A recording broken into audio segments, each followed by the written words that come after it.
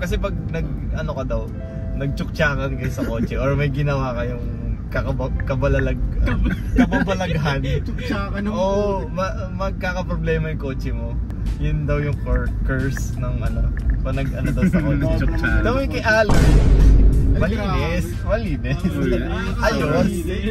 Sobrang reliable nun. Tayo na David, ang galing mo man Jinx. Anyway, itong papanoorin yung video sa parents ko to. Pinaram nila ako for the week ng sasakyan kasi nasa shop yung item. May video tayo about that. Anyway, like and subscribe.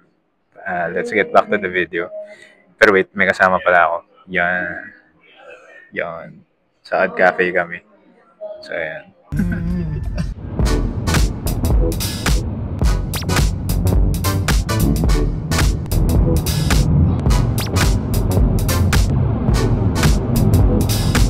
So, ikaw, anong first impression mo dito? Una ko napansin dito yung interior Parang medyo super modern. Mga angled, mga sa dash. Pero eto, kita mo to. Gumagalaw. Yun lang, medyo di ganun ka high quality talaga yung interior pagka Toyota na mababa. Hindi siya sturdy, dito sobrang plastic lahat. Ito, tingnan mo to. Hindi nila padded to. Plastic. Soft touch hindi. Ito, tingnan mo to. Alin? Ay, gogi. Tapos may carbon fiber pa. Fake carbon fiber. Fake. Drive ka lang dyan. Pero grabe. Automatic pala to. Kala ko manual. Itong sasakyan na dala ko ngayon, Wigo 2022 na Wigo. Top of the line to yung G. Top of the line to. Kaya pa yung head unit. Hindi, may head unit din naman yung E. Okay. Ang difference lang, ito yung side mirror. May power folding. Kasi yung yung pala. E na Wigo tsaka yung J. Siya yung naka-fix lang siya doon. Tapos parang naka-ball joint. Ito dito gaganon yung bola. Walang ganon? Kahit yun walang adjustment Kasi yung mismong glass tsaka yung side mirror, nakadikit siya.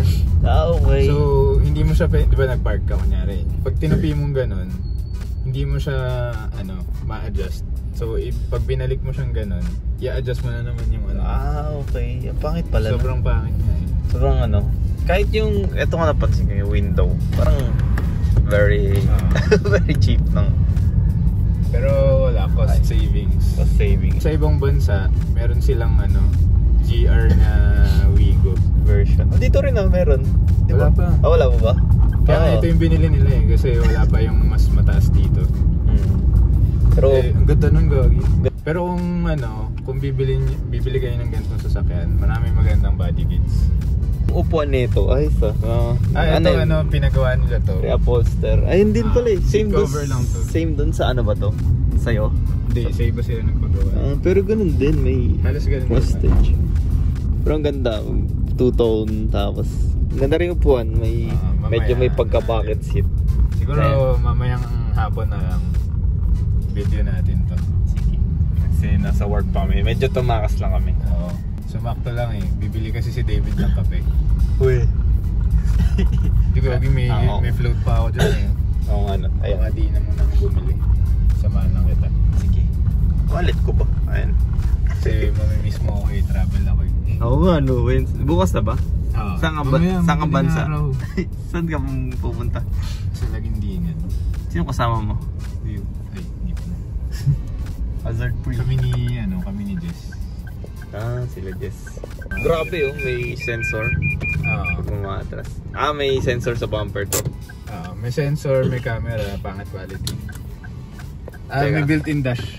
Built-in dashcam to? Kaso hindi nila nilalagyan ng SD card.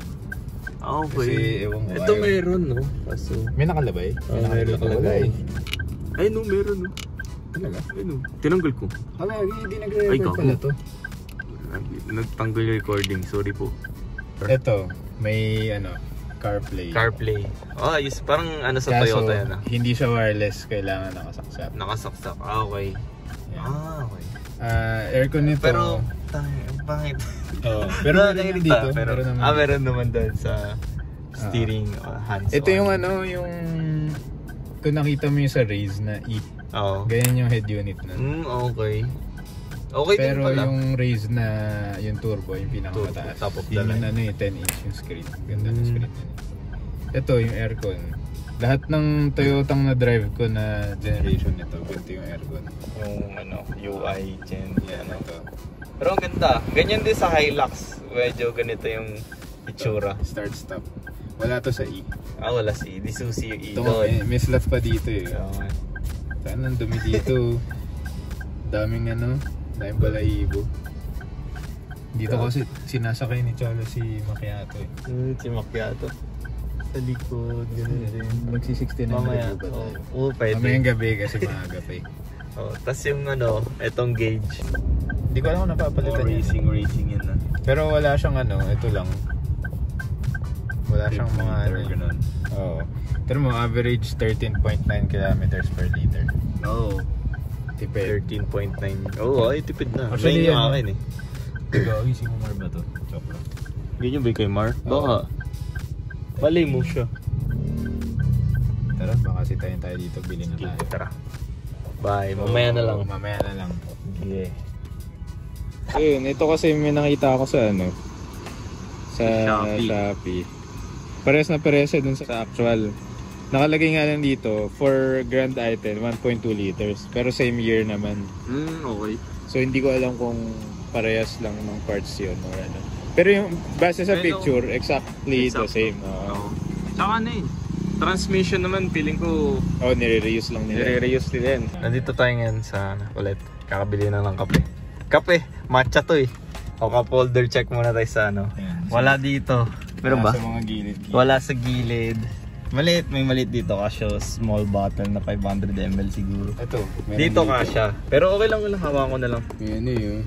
May air freshener. Pero okay lang, ikasya to. Ayun. Kasya naman. Merong May may air freshener doon. May Coke float pang May Coke float. And kasya naman siya. Drinks dalawa. Sa likod, cup holder. Meron isa. Ito sa gitna. Typical yan sa mga small budget tsaka hatchback. Bali yun. Sinabi ko sa kanya na kasi yun nga, sabi ko may yung kakilala ko may makukuha na ng Fiesta, kaso next week pa makukuha. Siya may kakilala mo yung Shopee. Oo. Panyari lang sa inyo galing. Okay. Tapos, parang siya eh, parang gusto niya talaga akong benta ng bagong transmission eh. Oo nga. Sa kanila galing yan. Maghanap sila. Sa supplier daw nila. Isa rin factor yung hassle mag-booklet. Tapos mamaya masira pa yung pag kinabit, may dumating pang ibang sira. Mas okay yung naka-ready na naka-assemble na. Sa salpak na lang. Parang ganun yung parang ganun. Hindi pa ba yung kayo sa RC? Dito lang siya doon, pwede doon. Open pa. Kasya ba? Kasya yan, nakalabas nga siya eh. Montero yan eh. Okay, sabi video natin yung slot. Kasya naman. So, mamaya na namin siguro tutuloy yung review.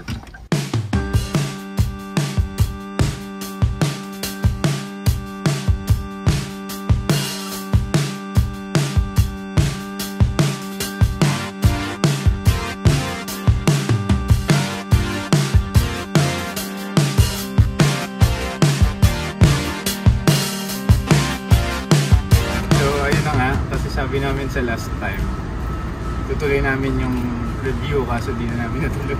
Ito yung i-review natin dito. Tapos short hair na ako.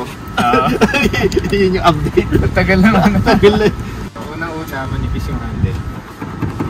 Meron siyang keyless entry. Pinipindot yan. So wala na yung susi sa amin eh. Wait lang, wigo niya ba talaga ito?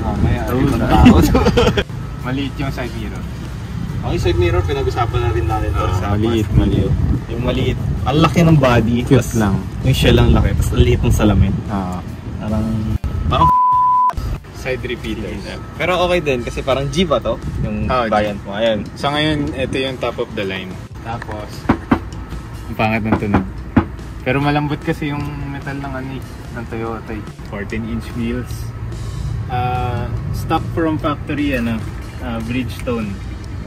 Parang halos lahat ng medyo ang liit ka, no? Pag compare doon sa arc ng 5 fingers gap. 5 fingers. Kasya yung ano. Unang ID ka pa oh. Wait lang, ulit. Yung hood niya. Sayang hindi namin mapakita yung engine. Ito, tinan mo. Ito na lang, lalagay namin yung... Kasi ito, headlights. Bago na yung ano ng Toyota ngayon eh. Facelifted. Hindi, new gen na to. Hindi na pa facelift. Okay. Okay. Tapos, kaya flat yung so makikita niyo naman. Mukha na siyang mga new gen na race, Fortuner. Yung mga Hilux. Ganun na yung design language. Actually, yung ano nito, yung GRS version nito, ano to, naka-black lang to. Okay. Tapos iba rin yung sa bumper niya. Tapos, ayan, dahil dumig, hindi nalilinis. Asphalt. Asphalt eh? Asphalt. Joke lang. Malagkit. Tapos ano, May langaw, ayun o. so may gas-gas. Salamat kay Mac. Ay, ito rin pala oh. Madami-dami na yung gas-gas eh. Oo nga eh. Ilang months na sa inyo to? 1 year na. 1 year, 1 month. Kaya. Oh. Tapos dito, sa gilid. Kahit. May ipot. Kitang-kita. Tapos, yung isang napansin ko dito sa, Vigo. Yung ano niya, ito yung mga gasket. Yung weather seal. Hindi siya buo. Ito, tingnan mo. Dito, putol na siya dito. Okay. So, pag chinek mo yung baba, ayan, dilaw na rin nasa ano. Hindi siya naka-weather seal ng buo. Ito rin, no, sa gitna. Sa taas lang siya meron. So, pagdating dito, ayan, wala siyang ano. Walang weather sealing. Oo nga, dito sa ibang kotse, makikita nyo meron eh. Ayan, makikita mo may weather sealing. Di ba? Medyo nagtipid-tipid sila dito ah. Oo. Ayan, wala tong ano, Side skirts. Pero maganda yung mga kits nito eh. Sa Thailand data? Thailand. Feel ko pag tumagal din to parang magiging Yaris to. Yung dati parang hindi pinapansin. Tapos biglang after ilang years, biglang may body kits. Ang daming body kits. Tsaka ano to, mas maganda to dun sa lumang Vigo. Mas Personally, mas maganda siya. Dito tayo sa likod. Hindi mo lalagyan na. Yung ano, di ba? fresh na fresh pa, kakabangga lang kaninang umaga. Pero feeling ko ano eh, kaya to ng wrapping compound. Ayun, nabubura. Nabuburat. Walang G. Vigo G. Yung G, ibig sabihin yan, high-end. Gang. Gang. Actually, ito, iba yung ano nito. Iba yung taillights nito kumpara dun sa E, saka sa J. May mga variant. Yung iba yung yung J yung pinakamababa. Yung gitna. So ito, lahat to mayroon ganun. Parang floating. Lahat meron na. Okay. Tapos may spoiler siyang. Ito, kung mapapansin nyo, wala siya ng ano. Yung guwit-guwit. Guhit-guhit na orange. Defrost, tatatawag doon. Pero meron namang ano. Wiper. May ano. Rear sensor. May rear sensor. Tsaka... Parking sensor yan. Ito may camera din. Dito sa baba. Wait, thanks. Camera. Super fresh pa, mayroong conduction speaker. Meron pa. Tapos... Check nyo nga LTO ba? Hindi nagbabayad yan. Hindi nagre-registro yan ha. Di joke. Kasi ito ano, mini spoiler. Parang yung kay Parang ducktail. Mini spoiler lang. Yung pala yung E tsaka yung J wala na itong spoiler. Kalbut. Panot siya. Panot siya, di ba Ali? Overall, economy car talaga. Yun lang masabi ko. Sasakyan siya na sasakyan mo araw-araw. From point A to point B.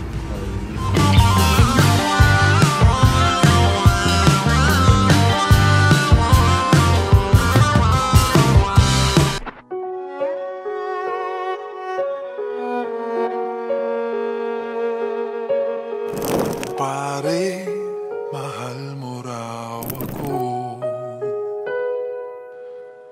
Yan ang sabi mo raw nang minsan ay malasing tayo. Pare, pag-usapan natin to. Wala namang mababago sa pagtingin ko sa iyo, pero kaibigan lang ang pwede kong ialay sa iyo. At kung higit pa ron, pasensya na di ko makakaya. Pare, kaibigan lang kita.